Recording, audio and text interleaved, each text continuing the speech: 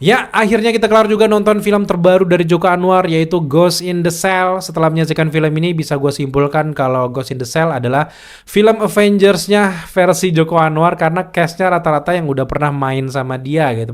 Baik di film sebelum Pengabdi Setan, atau bahkan yang terbaru kayak Pengepungan di Bukit Duri, kayak Morgan, Andy Ervian. Premis ataupun sinopsis dari cerita ini tuh menceritakan tentang salah satu narapidana baru yang baru masuk ke lapas Labuan, dan di sini di Labuan ini udah banyak banget kelompok-kelompok dari napi yang udah jadilah, kelompok A, kelompok B, gangster A, gangster B. Ada di sini kelompok A ketuanya si karakter Abimana ini, di satu sisi yang cukup berpengaruh ada Morgan yang juga berseberangan gitu. Tiba-tiba ada karakter yang namanya Dimas baru masuk ke penjara lapas Blok C ini. Yang uniknya, setelah dia masuk, banyak banget napi-napi yang meninggal secara tragis yang nggak bisa masuk ke akal logika, karena setiap meninggal tuh bener-bener aneh gitu. Banyak-banyak kayak meninggal tuh kayak psikopat level dewa, dicincang-cincang semuanya. Ternyata bener itu bukan kelakuan manusia, melainkan itu adalah kelakuan makhluk halus, iblis, setan, dimana ini ternyata ngikut dari si karakter Dimas ini guys. Ternyata ada maksud tertentu yang kenapa sih bikin si hantu ini ngikut dengan karakter si Dimas ini. Secara keseluruhan gue cukup suka dengan Ghost in the Shell ini. Seperti kebanyakan film-film dari Joko Anwar, yang jujur menurut pendapat gue pribadi ada beberapa film yang act 2, act 3 nya tuh agak mulai goyah nih. Apalagi di ending kok gitu sih, kok gitu harusnya kayak gitu. Ada beberapa pelemahan skenario kan di beberapa film-film Joko Anwar sebelumnya. Tapi entah di Ghost in the Shell ini jadi sempurna banget, karena emang banyak ketolongnya karena kalau kita pikir dari skenarionya itu kan simpel. Ini tentang si hantu pengen balas dendam karena sesuatu gitu, dan ini berhubungan dengan koruptor, dengan hal-hal yang berhubungan dengan sistem, dan itu aja ceritanya. Cerita utamanya itu kayak gitu. Tapi entah di sini akhirnya penerapannya dari babak 1, babak 2, babak 3, transisinya ini masuk sih. Gue suka karena memang akhirnya ada banyak banget dialog-dialog tektokan yang padat, tapi masuk ke kita kayak lelucon. Contohnya ya, lelucon yang ngomongin tentang masjid ya, aula-aula tempat sholat yang megah tapi nggak ada yang datang. Itu kan relate dengan kita gitu. Terus juga tentang perpolitikan. Ini emang si Joko Anwar ya, khas dengan film-filmnya yang era sekarang itu dia lebih banyak vokal tentang perpolitikan, tentang negara kayak gitu, dan itu tetap diterapkan di Ghost in the Shell. Bahkan intinya pun itu. Ini kan sebenarnya agak sensitif ya, isu-isu tentang perpolitikan ini. Ada yang setuju, ada yang enggak. Gue sebagai orang yang di tengah-tengah, yang ada yang enggak, yang garis kanan, enggak yang garis kiri, cukup bisa menikmati dibandingkan beberapa film yang lainnya versi Joko Anwar, karena di beberapa film sebelumnya vokalnya tuh terlalu ngikut ke sudut misalnya kaum kiri gitu. Jadi kaum kanan itu nggak relate. Malesan nonton Joko Anwar terlalu ceramah kayak gitu. Tapi di Ghost in the Shell ini entah kenapa dialognya itu dibalut dengan humor, jadi renyah, dan kita kayak seni menertawakan kita sendiri. Jadi nggak ada yang personal akhirnya di sini. Jadi menurut gue ini lebih matang, lebih halus, lebih ringan, dan lebih mudah diterima dibandingkan film-film sebelumnya. Kita ngomongin yang gue suka dulu di sini. Yang paling gue suka sebagai orang yang nikmatin banget banyak film adalah tone-nya ya, color grading-nya di sini entah enak aja dilihat kayak gitu, karena berasa kayak nonton film-film Prancis kayak gitu, kayak nonton-nonton film Eropa tapi ini di Indonesia gitu. Nah, apalagi dengan seragam mereka yang sengaja diambil kuning, yang ya permainan warna, memang warna kuning kan lebih cepet jadi perhatian mata supaya kita nggak ngantuk kayak gitu. Dan ini juga pemilihan warna seragamnya tepat banget, milih warna kuning.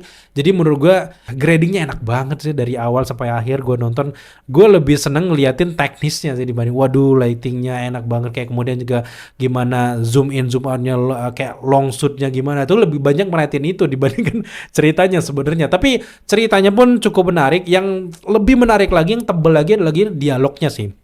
Setiap karakter di sini punya cerita masing-masing.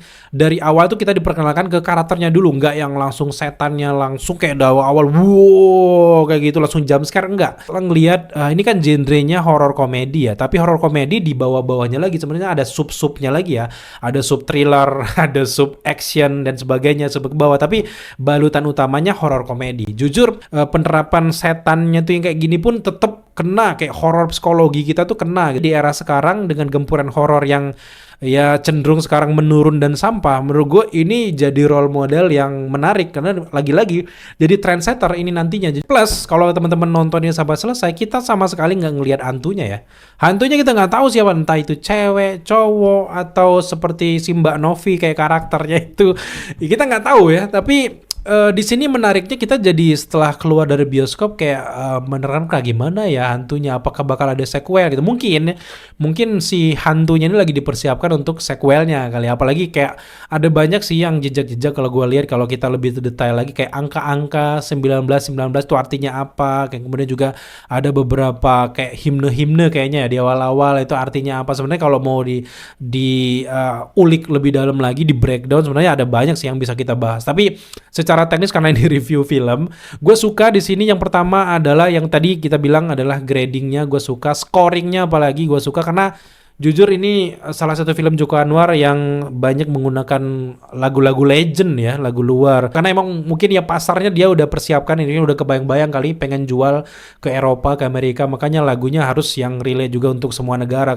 Yang gue suka juga adalah karakternya ini banyak banget dan punya cerita yang banyak juga, yang bikin kita nggak ngantuk nonton ceritanya. Meskipun memang jujur kekurangan di sini ya lokasinya itu aja ya, di lokasi makan di Padang Masar itu, kemudian juga di dalam lapas, di penjara, itu doang tuh. Tapi karena karakternya banyak, itu jadi bikin kita tuh nggak ngantuk ngikutin ceritanya, karena di satu sisi dijelasin ini dulunya dosen, ini dulunya tukang cabul, ini tukang ngaji, ini tukang maling, rampok dan sebagainya.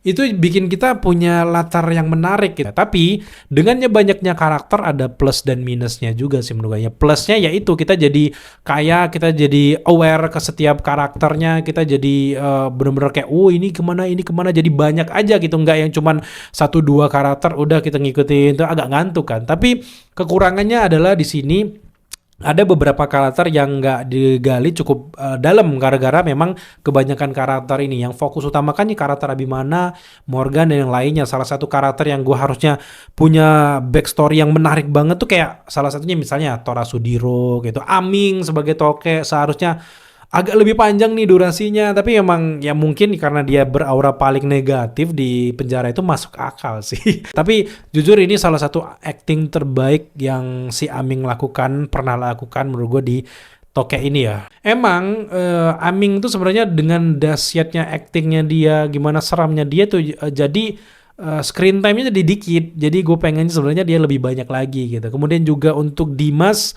harusnya ya sisi misteriusnya lebih digali lagi. Tapi ternyata ya cuman si hantunya ngikutin dia aja udah. Gue pengen backstory-nya lebih dalam lagi. Aturannya di awal itu dia ke Kalimantan tuh diliatin dia gimana prosesnya, gimana si hantu itu bisa ngikutin dia, minimal dia ke hutan kayak ada hembusan angin, apa nih? Akhirnya tiba-tiba dia di kantornya di Jakarta, terus tiba-tiba dituduh untuk bla bla bla bla. Itu development karakternya menurut gue lebih masuk lagi dibandingkan langsung was-wus. Transisinya ada beberapa menurut gue terlalu cepat ya, apalagi ketika menjelaskan sesuatu tiba-tiba nyeletuk karakter ini, itu aura abu-abu itu penuh kebimbangan karena bla bla bla bla, everybody can dance kan. Itu gue cukup suka sih. Tapi kekurangan itu sebenarnya tertutup ya dengan cerita yang enjoy, karena emang ini genrenya bisa tergolong baru untuk kalangan umum, karena emang enak diikutin karena kita nggak tahu hantunya, jadi bikin kita penasaran apa yang bakal terjadi. Salah satunya kayak adegan cara hantunya ngebunuh pun itu unik menurut gue ya, karena emang penonton sengaja kayaknya dibikin psikopat, karena emang ketika adegan sayat menyayat kayak gitu kita justru tertarik nontonnya. Kita tertarik nontonnya kayak anjir ini seninya gimana nih, bentuk apa ini, jadi kita lupa dengan kengerian itu, padahal yang kita lihat ngeri tapi kita lupa bahwa semua itu ngeri. Jadi kayak gitu lah mungkin yang maksudnya Joko Anwar pengen sampaikan, bahwa si kengerian ini, sadisan ini kita merasa nggak sadis gara-gara kita ya udah bosan aja, udah biasa dan justru menikmati. Jadi makin bobroknya sistem ini karena memang masyarakatnya makin menikmati. Gue cukup suka dengan beberapa sarkas dalam bentuk visual kayak gini, gue suka. Belum lagi kalau kita ngomongin tentang tebalnya dialog-dialognya, gue cukup suka. Dan kalau teman-teman mengharapkan protagonis yang berlebihan, kayaknya enggak ya di sini karena emang rata-rata ya apa yang diharapin dari narapidana penjahat semua isinya gitu. Tinggal lelucon seni mentertawakan diri mereka masing-masing gitu. Tapi kalau antagonis jelas di sini ada ya salah satu tokoh di sini yang juga mirip-mirip gitu ya, antagonis dibikin mirip. Tapi ini film udah sangat cukup bahkan memuaskan untuk kita tonton di era-era sekarang. Kita udah bosan banget dengan genre horor yang itu aja gitu. Kalau nggak ke kampung yang seram, kalau nggak ya ke pabrik yang seram gitu. Jadi ya bosan banget nggak sih yang kayak gitu. Jadi dengan horor yang nggak harus jual jump scare ternyata sangat berhasil untuk diterapkan. Tinggal angka yang berbicara nanti ya di bioskop. Jadi menurut gue ini film layak dan juga rekomendasi untuk ditonton. Jadi di review gue cukup suka dengan sinematografinya, dengan scoringnya, chemistry antar karakternya dapat banget, hampir nggak ada celah di sini. Jadi menurut gue ini film rekomendasi dan sangat layak untuk gue berikan skor 8 dari 10 untuk Ghost in the Shell ini. Dan buat teman-teman yang masih penasaran pengen nonton ini atau pengen film lain, jadi menurut gue ini sayang banget untuk dilewatkan dan lebih baik nontonnya di layar lebar sih. Jadi sampai jumpa di video review selanjutnya. Kalau teman-teman punya request pengen review film apa lagi, silahkan tambahkan di kolom komentar di bawah. Sampai jumpa di video-video review selanjutnya.